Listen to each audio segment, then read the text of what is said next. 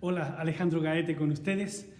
Hoy voy a hablar de un tema que tiene que ver cómo pasar de estos tiempos difíciles que estamos viviendo. El tema que voy a hablar es cómo vivir en medio de crisis.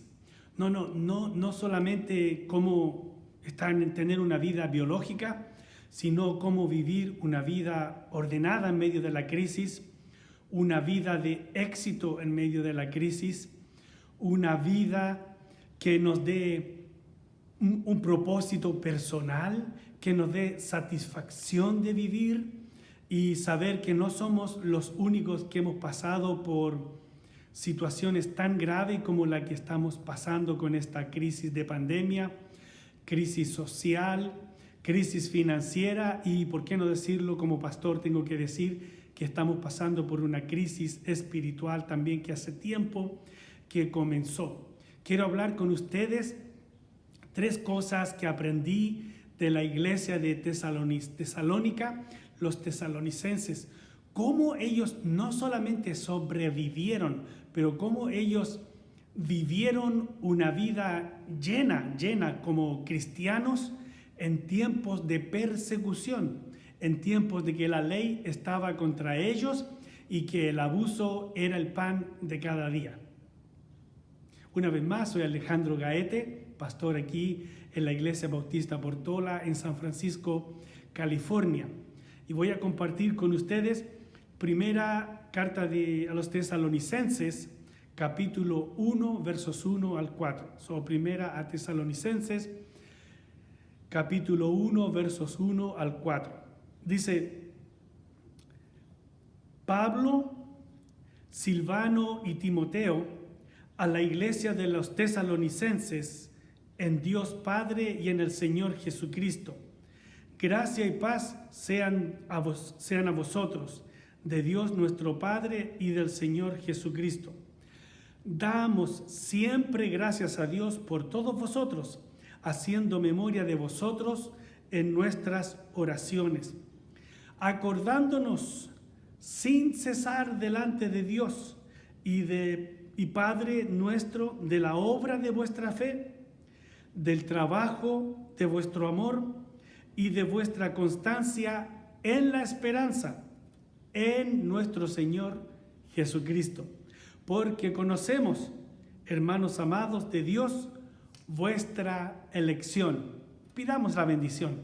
Señor, gracias te damos por esta palabra, que no sea solamente yo hablando, sino tú por medio de mí dándonos una palabra de aliento, de ánimo, de guianza, de esperanza en estos ciertamente difíciles tiempos que estamos viviendo. Lo pedimos en el nombre del Señor Jesús. Amén y amén. Bueno, dicen los que estudian estos escritos antiguos y que son especialistas en la lengua antigua, que esto lo escribió Pablo cuando estuvo visitando a esta iglesia. Ellos los conoció por solamente 3 semanas más o menos, estuvo con ellos. Y cuando ya no estuvo, entonces les tuvo que escribir para recordarles. Y después que les enseñó el Evangelio y les habló del Señor Jesucristo y les enseñó cómo debe uno caminar en la vida cristiana en solo 3 semanas, dentro de la persecución contra Pablo, persecución contra la iglesia. Así que lo que vivimos en estos tiempos no es nada nuevo, tiene más de 2000 años de historia. Entonces Pablo les escribe a ellos para decirles: saben, yo, Pablo, con Silvano y Timoteo, le escribimos a la iglesia de los tesalonicenses en Dios y en Dios Padre y en el Señor Jesucristo. Gracia y paz sean a vosotros, de Dios nuestro Padre y del Señor Jesucristo. Como siempre, Él les está hablando y recordando que no tenemos algo más maravilloso que poder tener la gracia y la paz de Dios en nuestras vidas. La gracia, porque Dios no nos ha dado a nosotros como nos merecemos, sino nos ha dado mucho más mucho más de lo que merecemos, mucho mejor de lo que merecemos, dice que sea para todos vosotros, de Dios nuestro Padre y del Señor Jesucristo. Y entonces Él dice, les voy a hablar lo que he escuchado de ustedes. Y aquí es donde nosotros aprendemos cómo debemos conducirnos. Él les habló cómo bien se estaban conduciendo ellos en estos tiempos de solo haber por un corto tiempo escuchado la palabra de Dios y cómo ahora ellos estaban desenvolviendo y navegando con sus propias vidas, con sus vidas familiares, con sus hijos, huyendo de la persecución, a la misma vez proveyendo para sus familias. Y Él dice, damos siempre gracias a Dios por todos vosotros, cada uno de ustedes, damos gracias a Dios, haciendo memoria de vosotros en nuestras oraciones. ¿Tiene usted familiares? ¿Tiene usted gente buena, gente que usted le quiere hacer el bien? Ore por ellos. ¿Tiene usted hijos en problemas? Ore por ellos. ¿Tiene hijos bien portados? Ore por ellos. ¿Tiene hijos mal portados? Ore por ellos. ¿Tiene un esposo que es un campeón? Ore por él. ¿Tiene uno que se porta mal? Ore más por él. ¿Tiene una esposa maravillosa? Ore por ella para que siga siendo maravillosa y aún más maravillosa. Él dice, hacemos memoria de ustedes en nuestras oraciones. Siempre que nos acordamos, oramos por ustedes. Pero saben, nosotros, ustedes y yo, necesitamos tener la disciplina de orar y volver a orar. Estamos hablando en estos tiempos difíciles, donde hay tanta dificultad con lo que estamos viviendo, con los gobernantes de nuestros países en el hemisferio donde vivimos. Todos nuestros países están siendo acosados y acusados por mal gobernar aquí y en todo lugar donde podemos oír en estos tiempos, unos peor y otros mal, pero oremos para que el Señor nos proteja a nosotros, la gente común del pueblo, los que no estamos en las élites, los que no estamos allá. La oración de Dios tiene poder, bendición, unción para cambiar y bendecir nuestras vidas y lo que está alrededor nuestro. Siempre oramos por ustedes. Ore por sus seres queridos, ore por su familia, ore por sus hijos, ore por su líder, porque si no es buen líder, para que sea mejor líder en la familia, en la iglesia, donde sea. Ore, que la oración a Dios es la que transforma las cosas en nuestras vidas. Y entonces Él dice, hacemos oraciones por ustedes, y verso 3 dice, acordándonos sin cesar, o sea, acordándonos siempre. No me canso de acordarme, o sea, era un plan, tenían planificado, Él tenía planificado acordarse de ellos. No había un día que decía, no me acuerdo de ellos. Y no solamente para tener una memoria de ellos, sino que con un propósito. ¿Cuál era el propósito? Nos acordamos sin cesar delante de Dios y Padre nuestro de la obra de vuestra fe. Y eso es lo primero que quiero compartir con ustedes, para que nosotros podamos vivir, no sobrevivir, vivir en medio de la crisis. Vivir en el matrimonio, como debe ser el matrimonio, vivir la vida familiar, como debe ser la vida familiar. No estoy hablando de tener éxito, aquí no estoy hablando del evangelio de prosperidad ni nada de eso. Estoy hablando de vivir en medio de las dificultades y lo que sea, para Dios, para que Dios nos llene de bendiciones y protección en estos tiempos tan difíciles que estamos viviendo, donde no hay tiempo para jugar, no hay tiempo para jugar al pecado, no hay tiempo para darle lugar al diablo, para jugar con nuestras vidas, no hay tiempo para andar en vicios que no corresponden, no hay tiempo. Ahora, de aquí en adelante, hay tiempo para andar alerta en todo, y no digo con miedo, angustiado, aterrorizado, sino que prever las cosas cuando vienen desde lejos, para evitar el mal que abunda hoy en día en el mundo.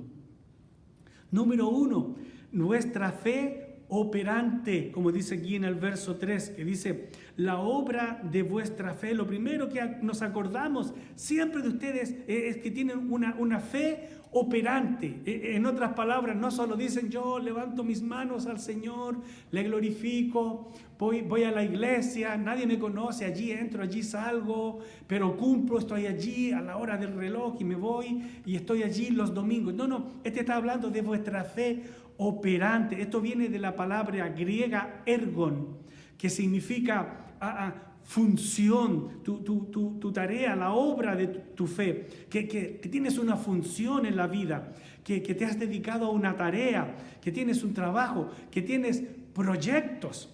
Vuestra fe operante, o sea, un hombre que era mal hombre con su esposa y sus hijos antes de conocer al Señor, ahora conoce al Señor y ha venido a ser transformado, y él dice, no debo ser un mal hombre, debo ser un buen hombre para mi esposa, un buen ciudadano donde yo vivo, un hombre que produce bendiciones con sus habilidades en mi iglesia, que me convierto en un ejemplo para mis hijos, no ando haciendo torpezas en la vida, sino que tengo una fe que me dice, no es un poder que le tengo que echar. Ustedes saben, la responsabilidad, el poder, es que el poder de Dios no me ha cambiado. No me vengan con eso.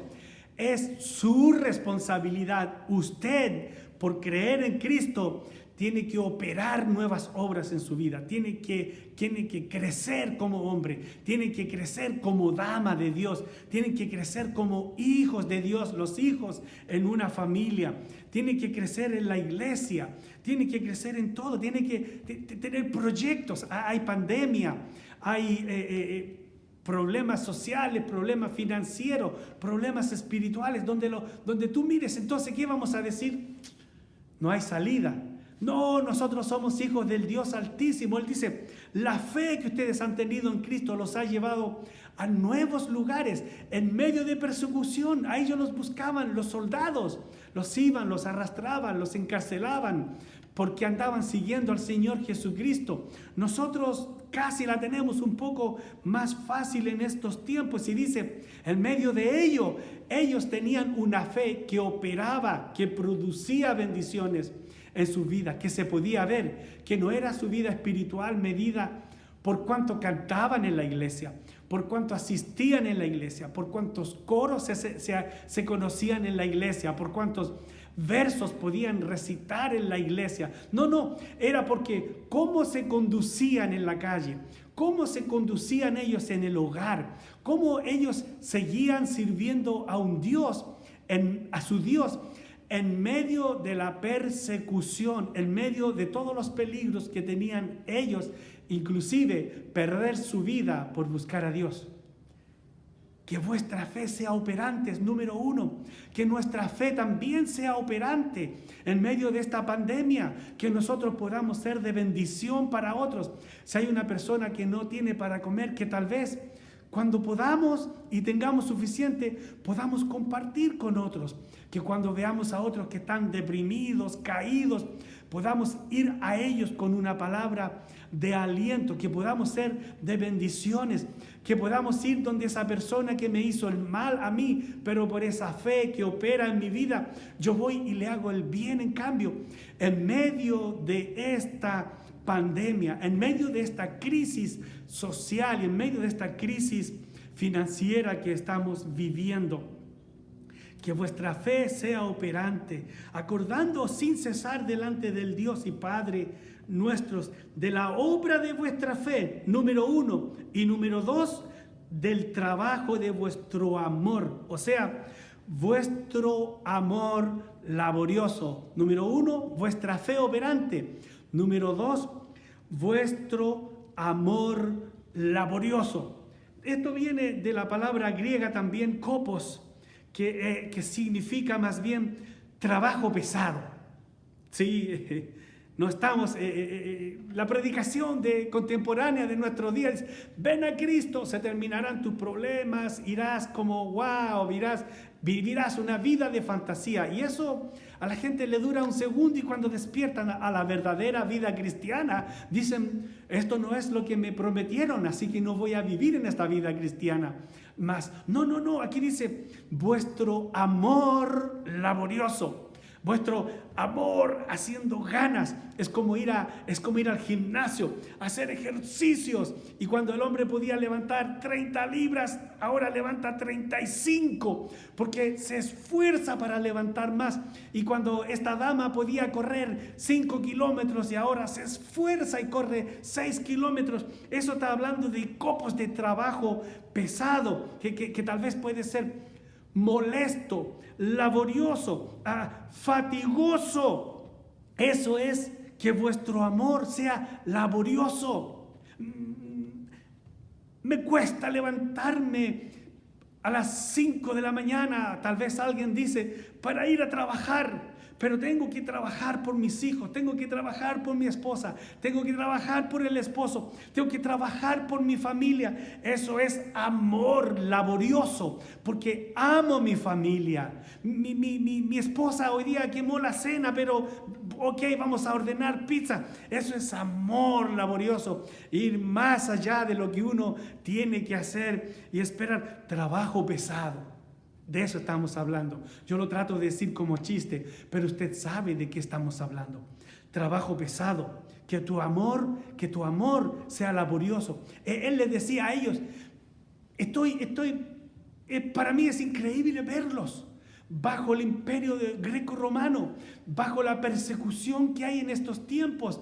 Yo estoy admirado de poder ver ustedes que dentro de toda esta persecución ustedes todavía muestran amor laborioso, ese que hace prendas, que hace ropa para otra persona, ese que trabaja suficiente para bendecir a otra persona, esa dama que teje un gorro para un pobre que no tiene para el frío, esa dama o ese varón que cocina algo especial para una vecina anciana que no tenía nada que comer ese día. Eso es amor laborioso. Sí, podemos ir a la iglesia, levanto mis manos y tengo mucho amor, como dice por ahí uno, es mucho amor, pero el amor tiene que ser laborioso, mirarse, verse. Ellos decían, damos siempre gracias a Dios por todos vosotros, haciendo memoria de vosotros en nuestras oraciones y acordándonos sin cesar delante de Dios. ¿Por qué? Por vuestro amor laborioso. Nos acordamos siempre y los bendecimos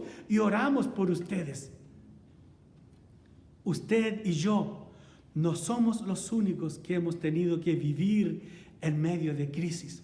Le invito que vengamos al Señor Jesucristo para que no sobrevivamos, para que no andemos apenas, para que no andemos prácticamente jugando a la víctima. No, para que vivamos una vida llena en medio del dolor, en medio de tragedia, en medio de virus, en medio de dificultades, que podamos tener una vida que por lo menos podamos decir, si hasta aquí llegamos, que podamos decir, hice lo que tenía que hacer, no fallé, yo hice mi parte. Yo fui aquel hombre que mostró amor laborioso en mi hogar. Por tanto, mis hijos van a seguir ese camino porque lo aprendieron de mí, porque mi fe ha sido una fe operante, o sea que hizo cosas, que no solamente fue una fe de labios, sino que fue en acción, que mi amor ha sido laborioso. Mis manos, miren los callos,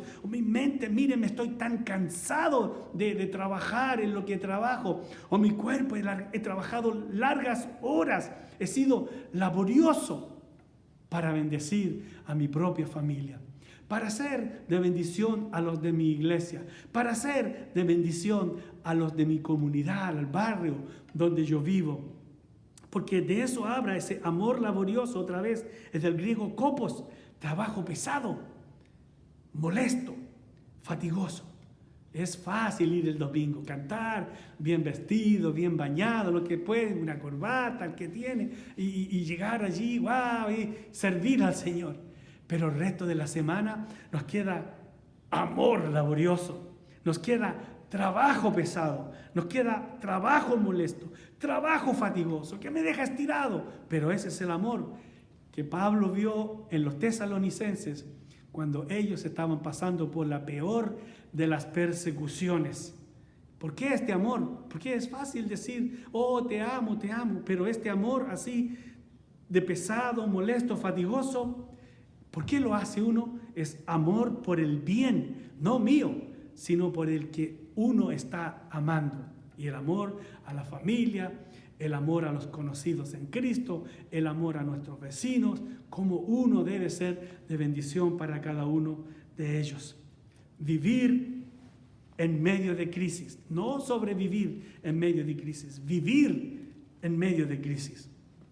Entonces él dice, acordándonos sin cesar delante del Dios y Padre nuestro, de la obra de vuestra fe, del trabajo de vuestro amor y de vuestra constancia en la esperanza. Entonces tenemos vuestra fe operante, vuestro amor laborioso y vuestra esperanza paciente. Muchos, especialmente, no solo hablo de las generaciones de ahora, pero todos nos hemos acostumbrados, aún los más antiguos, a que todo lo queremos rápido, como que a la hora del microondas, ¿verdad? Microwave, el microondas donde se pone la cosa a calentar, 30 segundos, 3 minutos, vengan a cenar, ya está lista la cena y no hay que matar la gallina, sacarle las plumas y esa larga cosa. Ya no hay esa paciencia, ya no está. Él dice que yo les celebro a ustedes, los tesalonicenses, les celebro que vuestra esperanza es paciente. ¿Cuántas veces en la vida que por haber perdido nuestra paciencia, nosotros perdimos algo en lo que teníamos esperanza y no quisimos esperar más? Y se puede decir, y tal vez estaba a la vuelta de la esquina, tal vez no estaba a la vuelta de la esquina, tal vez había que esperar más, pero no fuimos pacientes, no esperamos lo suficiente para lo que Dios tenía por nosotros. Y esta esperanza paciente habla del aguante bajo el peso de las circunstancias adversas. Esta esperanza paciente de la que habla él ahí, que le dice de vuestro amor y vuestra constancia en la esperanza. Ellos fueron constantes en la esperanza, siguieron y no dijeron, bueno, a nosotros nos dijeron que íbamos a estar en Tesalónica y el Imperio Romano cerró el templo. Así que hasta aquí no más llegamos, no les conozco más. No, ellos siguieron adelante, siguieron esperando en el Señor, tuvieron constancia en ser hijos de Dios. No podemos decir, hoy sirvo al Señor, mañana no sé cómo me sienta. No es por sentimiento, esa es la nueva predicación de estos tiempos. Dios te hará sentir bien. El Señor Jesús vino para que tú fueras feliz. ¿Y cuándo vas a estar triste? ¿Y cuándo vas a estar deprimido? ¿Y cuándo vas a perder tu trabajo? ¿Qué pasó?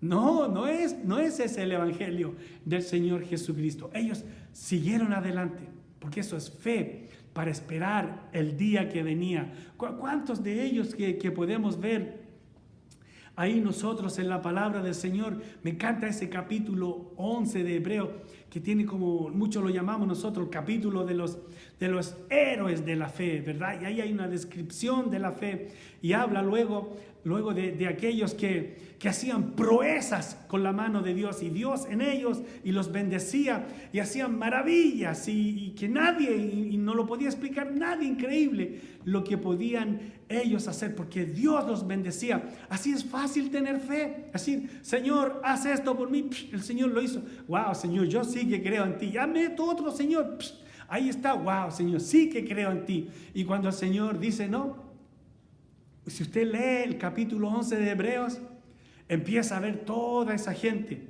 que tenían grandes prodigios que habían hecho. Y él sigue hablando y casi ya pasando la mitad empieza a hablar y decir, y también de aquellos héroes de la fe que miraron su bendición desde lejos. La miraron desde lejos y nunca la recibieron. Tuvieron fe. Esperaron en el Señor, fueron constantes en el Señor, aunque no recibieron lo que estaban pidiendo. Y luego sigue el capítulo 11 de Hebreos, terminando los últimos versos, y sigue hablando de aquellos que siempre siguieron en fe en el Señor y que nunca se echaron para atrás. Y dice, algunos los aserraron, algunos los cortaron en pedazos, a otros los crucificaron, a otros qué cosas no les hicieron. Y ahí aparece en el capítulo. Pero a mí me gusta la primera parte del capítulo de 11 de Hebreos, de los héroes de la fe. Pero los que sufrían y los que eran constantes y los que tuvieron dificultad, es un poquito difícil de asimilarlo. No deje que eso le pase a usted, ni dejemos que me pase a mí. Ayudémonos los unos a los otros, porque nuestra esperanza debe ser constante, nuestra esperanza debe ser paciente y esperar en el Señor. Este es el aguante bajo el peso de las circunstancias adversas. Este es el aguante en caminar con el Señor cuando usted goza de salud y un buen día le dicen, usted va a necesitar diálisis, usted va a necesitar trasplante de riñón, usted, como una hermana que tuvimos hace poco tiempo ministrando su vida, usted va a necesitar trasplante de riñón. Y usted va a necesitar trasplante de corazón y pulmones juntos. La ministré a esa hermana. Aguante, aguante. No hay vida cristiana de aquí en adelante para jugar al cristianismo. ¿Y dónde mucha gente pierde del aguante? Es que iba a la iglesia y entré a la iglesia y no me saludó el que siempre me saludaba. Ya no voy más. Eso no es aguante, eso es niñería. No podemos jugar a eso de aquí en adelante. Usted tiene que tener aguante, servir al Señor en las buenas y en las malas con más ganas todavía. Ánimo, animémonos, porque la iglesia de Tesalónica la tenía más difícil de lo que la tenemos nosotros ahora. No, es que fui a la iglesia y ya no cantan los cantos que a mí me gustan. Me voy a otra iglesia donde sí canten los cantos que a mí me gustan. Eso es niñería, eso usted no anda sirviendo, usted anda para que le sirvan. Tenga aguante, le animo, sirva al Señor hasta allá con fuerzas, con ganas. No hay tiempo ya para seguir jugando a esa iglesia mal enseñada del pasado en la que estábamos. Vuestra esperanza sea paciente. ¿A quién le decía Pablo a los de Tesalónica? ¿Por qué les decía eso? Porque a él les habló por 3 semanas apenas. Y ellos seguían sirviendo al Señor. Y dice, estoy tan contento de saber que ustedes todavía sirven al Señor y que no se han dejado de llevar por cosas, no pequeñeces, sino por cosas tan grandes de las que le están ocurriendo. Ánimo, sigan adelante, dice él, acordándonos. Me acuerdo sin cesar delante del Dios y Padre nuestro, de la obra de vuestra fe, del trabajo de vuestro amor y de vuestra constancia en la esperanza en nuestro Señor Jesucristo. Todo lo que hacemos está montado en el Señor Jesucristo. Si usted dice, Señor, no tengo fuerzas para operar en mi fe, pídaselas al Señor Jesucristo, porque aquí dice, nuestra esperanza está en el Señor Jesucristo. Si usted dice, no tengo la fuerza, pídaselas al Señor Jesucristo. Y además pídala, aunque crea que la tenga, porque la necesitará en estos tiempos, se lo digo yo. Lo siguiente es que vuestro amor sea laborioso, trabajo pesado, molestoso, fatigoso. Señor, yo no puedo hacerlo, eso está difícil para hacerlo. Señor, me estoy desanimando, me estoy deprimiendo. No deje que eso le ocurra. Venga al Señor Jesucristo y dígale, quiero salir adelante como ayudaste a los de Tesalónica. Dame la fuerza, Señor, para tener un amor laborioso. Dame fuerza, Señor, para tener una esperanza paciente, una esperanza constante, no que hoy sí, mañana no, hoy sí lo siento, mañana no lo siento, no me cantaron el canto que me mueve a mí espiritualmente, así que hoy no lo siento. No, usted tiene que tener en las buenas y en las malas ese deseo constante en la esperanza que es nuestro Señor Jesucristo. No abandone los caminos del Señor Jesucristo, aun si las cosas se pusieran más difíciles. Es lo que peor que podemos hacer. Aquí dice constancia. Siga constante hasta el último, que ese será el valor suyo, el carácter que Dios premiará un buen día cuando lleguemos a su presencia.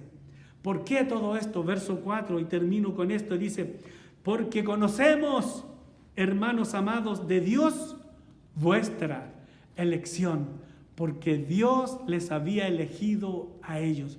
Dios le ha elegido a usted para depositar todo su amor, para depositar toda su bendición por medio de la vida del Señor Jesucristo, dada en la cruz del Calvario, para morir por usted, por salvarle, y porque tengamos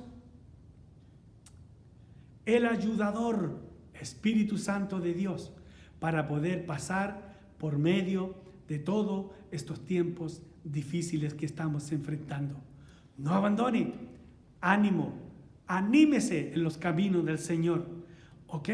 No olvide vivir en medio de crisis, no sobrevivir. Vivamos en medio de esta crisis con ganas, con nuestra fe operante, con un amor laborioso que hace muchas cosas y con una esperanza paciente para poder seguir todos los días en el camino del Señor, no solamente cuando lo sintamos. Que el Señor me les bendiga, y es mi oración que su hogar, su casa, su matrimonio, su vida estén firmes en el Señor todos los días de nuestras vidas. El Señor me le bendiga. Hasta el próximo episodio.